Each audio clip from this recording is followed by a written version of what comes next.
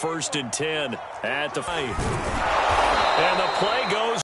With his size, he's a tough man to bring down, but they do. Not the start to the drive they were looking for. That run doesn't do much at all. A 3rd down now. Those last 2 plays indicative of how things have gone for them. Just nowhere to go on the ground. Oh, he had a defender right there with him to force that to the ground. And 4th down now coming up. Well, we're into the 2nd half now, and this is an offense that continues to struggle to sustain a drive. Looks like they're just totally out of sync, whether they're running the ball, passing the ball like we saw there. I don't know. The rhythm seems off. Taken in at the 22. Go on offense.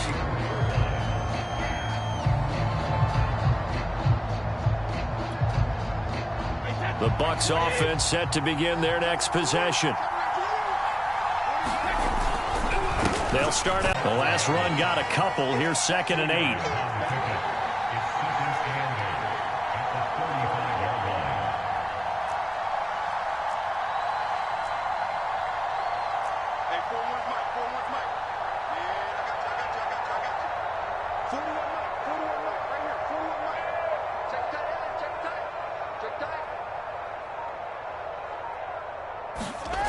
Now Brady. And that'll be incomplete. Took a pretty good shot as he tried to pull that one in. Couldn't hang on 3rd down. My first thought is surprise forcing that incompletion.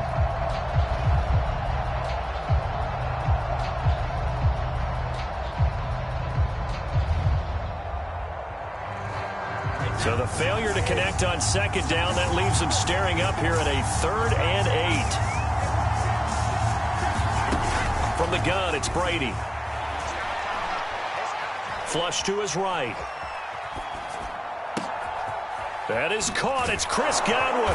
And they're going to have this across midfield and inside the 45. Now that's all about making something happen as a quarterback, because instead of forcing something on 3rd down, how about him buying some time outside of the pocket, waiting for someone to come open, and when he did, he put it on him for a big play and a 1st down. Following the pickup of 4, here's 2nd and 6.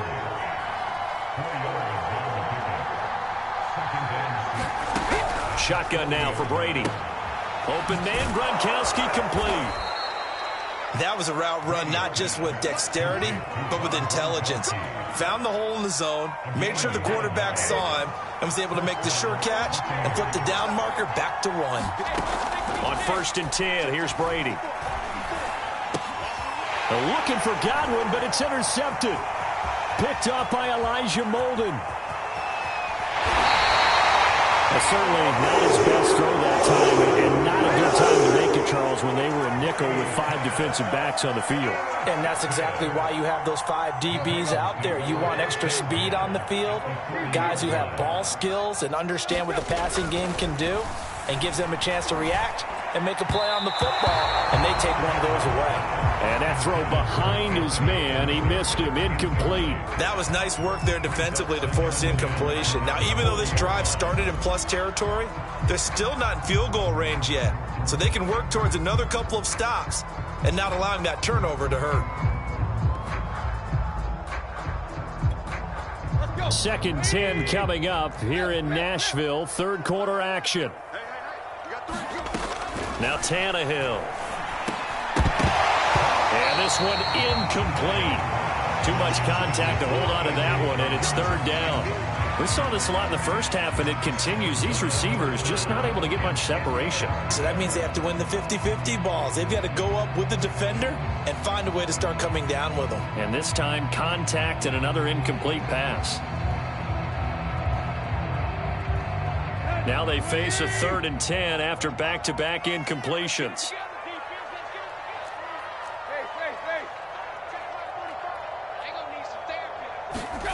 Back to throw, Tannehill.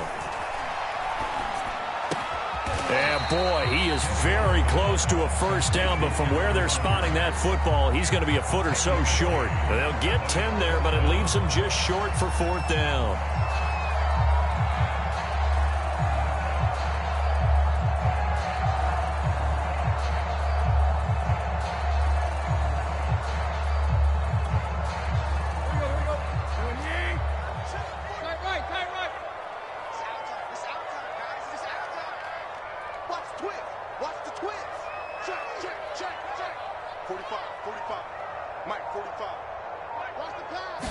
And now a sneak, Tannehill. And he'll be touched down here, but not before he does pick up the first. Probably helps your confidence level on those fourth down sneaks to have a quarterback as tall as he is. Yeah, you're talking about being able to extend at the end and make sure the ball gets to the first down marker. But also, he has to be able to drop his hips and get down behind that offensive line in order to move forward. Because if he just runs it straight up and down, you and I both know that they'll snap him backwards. Well done there, well executed. Back now in Nashville. And that is going to do it for this third quarter of action. You are watching the NFL on EA Sports. So from the 17 now, here's a 1st and 10.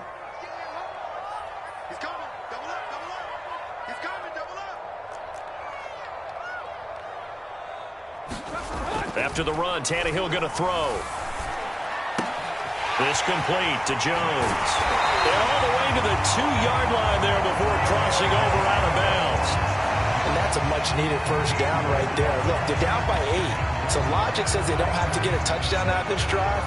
But the way things are going, I don't know if I'd put it in the hands of my defense here. You might not get the ball back at all. So if a fourth down situation comes up, I'm thinking hard about going for it right here and right now.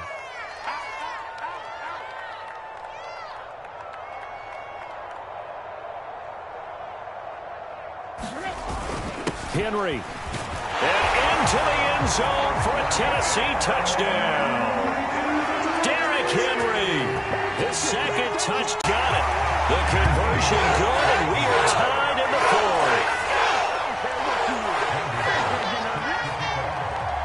fourth. This one tied at 14 now as he sends this one away.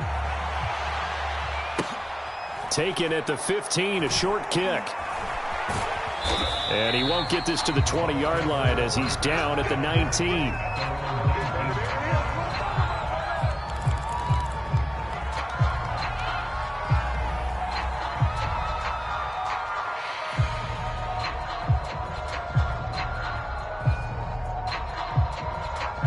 The Bucs offense set to begin their next possession. Well, they just gave up the score to tie it. That's the bad news. The good news, plenty of time in this fourth quarter to try to grab that lead back.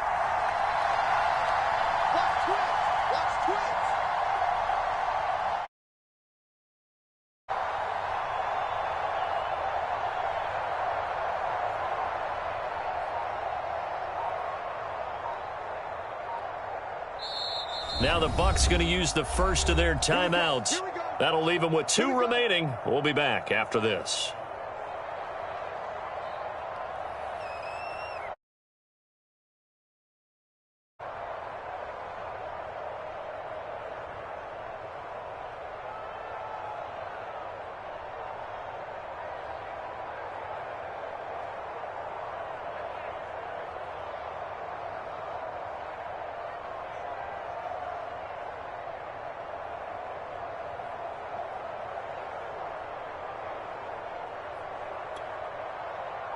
The Bucs offense set to begin their next possession.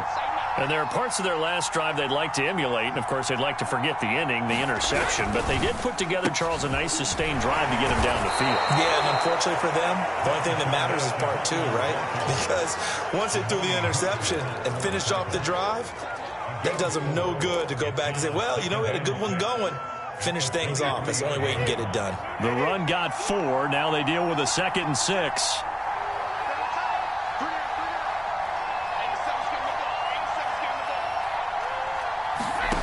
Here's Brady. And he finds Howard complete. Oh, nice move. And down he goes, but he takes it up to the 40. And this was a nice example of an offensive coordinator scheming his guy open. Just a little underneath route, just trying to free up some space. And it worked awfully well. Got him not just space, but plenty of room to run after the catch to pick up really nice yardage. And he gets this one to midfield before he's brought down. 64 yards rushing for him now on what was his 10th carry of the ball game.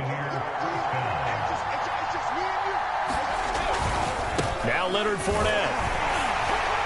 And good penetration here. He'll get this down only to about the 49-yard line. The run only got a yard. Here's 2nd and 9. A handoff to Fournette. And they'll get him down as he's inside the 40. Well, partner, I know this type of running back. I mean, this size, this intensity usually gets better as the game goes on. And I just tell you from experience, the first few quarters, oh, you're eager. You come running up there, I'm going to tackle this guy. By the 4th quarter, you're coming up and thinking about it. And D-line wearing down 4th quarter. Yeah, that's not a guy they want to see consistently. Give him 3 on 1st down. It'll set up a 2nd and 7. Getting down to the good stuff. All tied with 2 minutes remaining on EA Sports.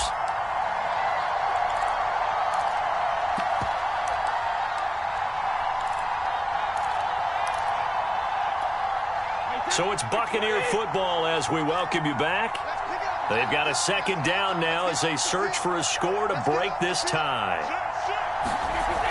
On 2nd and 7, Brady throwing left side. He's got Gronk complete. And some room to work. And head out of bounds inside the 10. Mark him down at the 9. A big play that time on the catch and run. A game-winning field goal would be a chip shot from here. Let's see how they play it on 1st and goal. They'll try and run for it with Fournette. And he's into the end zone. Touchdown, Buccaneers. Leonard Fournette with his 2nd touchdown of the afternoon. And the Buccaneers answer back with a touchdown of their own to break our tie and take the lead here in the 4th.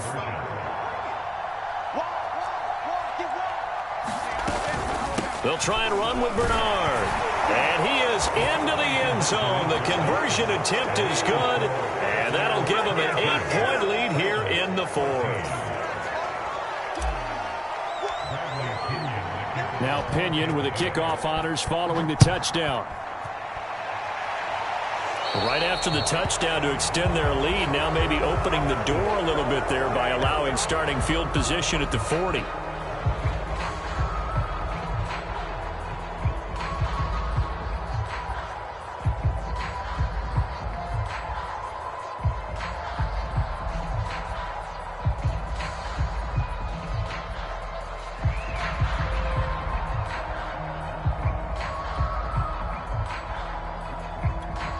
They've got good starting field position as they come up here 1st and 10 at the 41-yard line.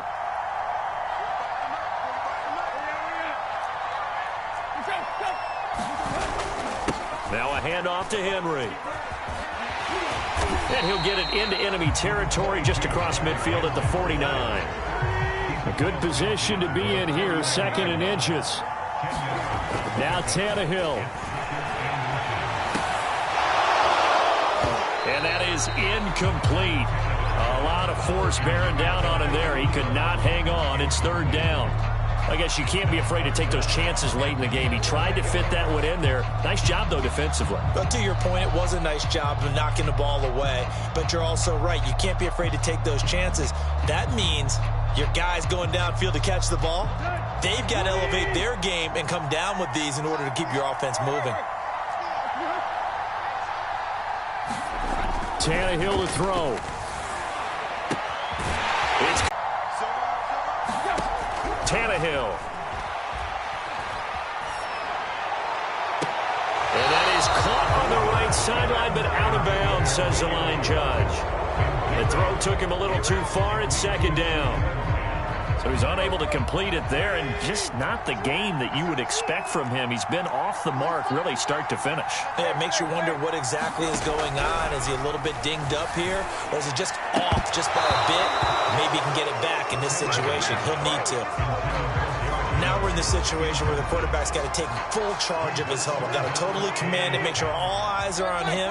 All focus is locked in. Going to call multiple plays and go over different situations and scenarios to make sure everyone is on the same page. Got his man complete over the middle. It's Brown. And he will have the Titans 1st down as they're able to get the 3rd down conversion. Now Tennessee going to use the 2nd of their timeouts as they'll stop it with 13 seconds left to play. So here's a 1st and 10 now down inside the 20. Now it's Tannehill. To the end zone, but it's incomplete. This defense was definitely alert to the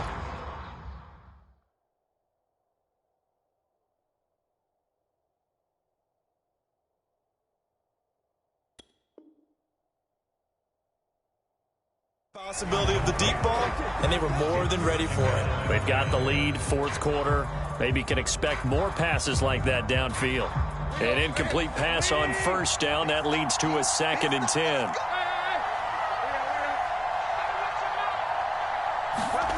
Now Tannehill. And he gets it inside the 10 to the 9. And we will get a timeout with 2 ticks left. I know many people like to throw to the tight end, maybe in a little flexed out position because he creates mismatches with his size. But slot receivers do the same thing with their quickness, their speed, and their route running savvy. One last throw here for Tannehill. And this is going to be caught on the final play, a touchdown. How about that? And a 2-point conversion now will send us to overtime. And understandably, this crowd is in an absolute frenzy. But they've got to back it off a little bit, let the guys operate, and they need to take a deep breath as well. They still got to get a 2-point conversion in order to tie this one. No time on the clock. Are we going to overtime, or does it end right here? One final shot. They'll look to throw. And it is caught. They got it. So a touchdown and a 2-point conversion with no time remaining. And we're off to overtime. I think we just witnessed the ultimate head-scratching moment. All they needed was the extra point to win the game, and they don't get the 2-point try. Why did they go for the 2-point conversion? It is a head-scratcher, but I go back to when we sat down with them in our meeting, and they just kept coming back to special teams. It's just been not very good in practice this week. I wonder if that ghost loomed over them and decided not to kick it there and go for 2, but still, I think your odds are a whole lot better just snapping and putting it down and kicking. Yeah, I'm not buying it. You got to kick the extra point. So a tie ball game here as the kick's away. Taken at the 15, a short kick.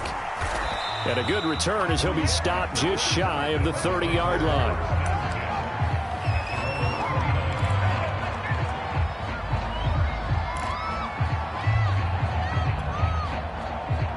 The Bucs offense set to begin their next possession. They're set for their first drive here in overtime, and this is where the crowd can really become a factor. They've had to battle it all day, but I know what you're saying. In overtime, that gets doubled, doesn't it? At least, because now the crowd really wants to be involved and help their team, and that first drive can dictate the whole thing because they know if this team takes it downfield and scores a touchdown, it's game over. And it's been loud in here so far. Now here's a throw. It's complete. And they get him down, but not before he takes it across the 40-yard line. I think that's a big pickup for a first down because when you run a drag route against zone, you're sometimes asking for trouble because you might run into a defender. Yeah, well, there they ran into a first down, executed it to perfection. And he'll be taken down, but not before he gets into enemy territory. 97 yards rushing for him now as he is just trying to will his guys to an overtime victory. So operating from Tennessee territory now. Here's 1st and 10 at the 47. Oh, and it's intercepted. Picked by Kevin Byard. And the Titans are going to have it with a chance to win the game here in overtime. A costly mistake here in OT. And you know what they say when you throw an interception like that in overtime? You don't usually get a chance to throw a second one. I mean, I'm not sure the analytics on it. Let's ask Marvin, our statistician, to ring that down for us. That's typically how coaches and teams feel about it. If you throw one,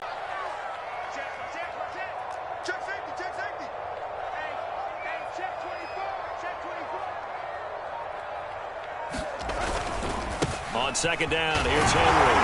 He'll be hit down at the 33, 5 yards on the play.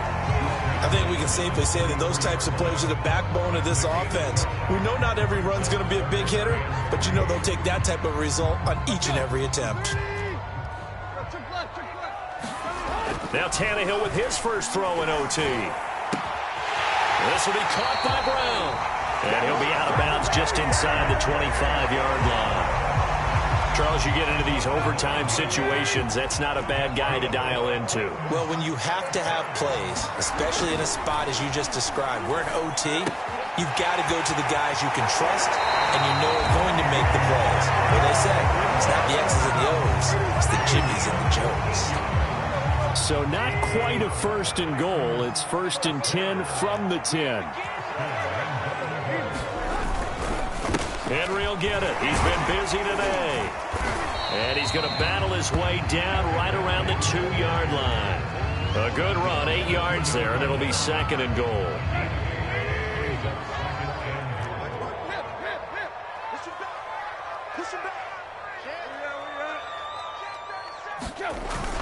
Trying to punch it in with Henry. And he is not going to get in as the big bodies stop him at the 1. They hold him again, and now all of a sudden it's 3rd and goal at the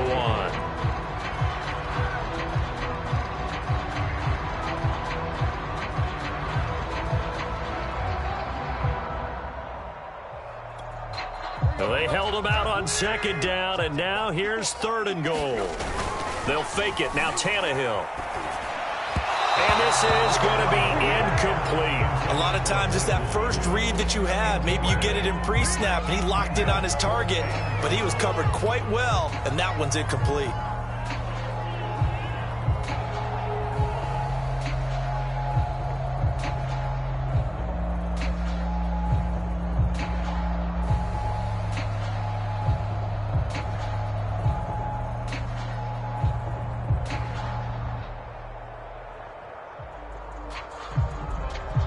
So now Randy Bullock with an important field goal try here. Less than an extra point attempt here. This is an 18-yarder. And he got it. The kick is good. In overtime, he's able to split the uprights. Now remember, this one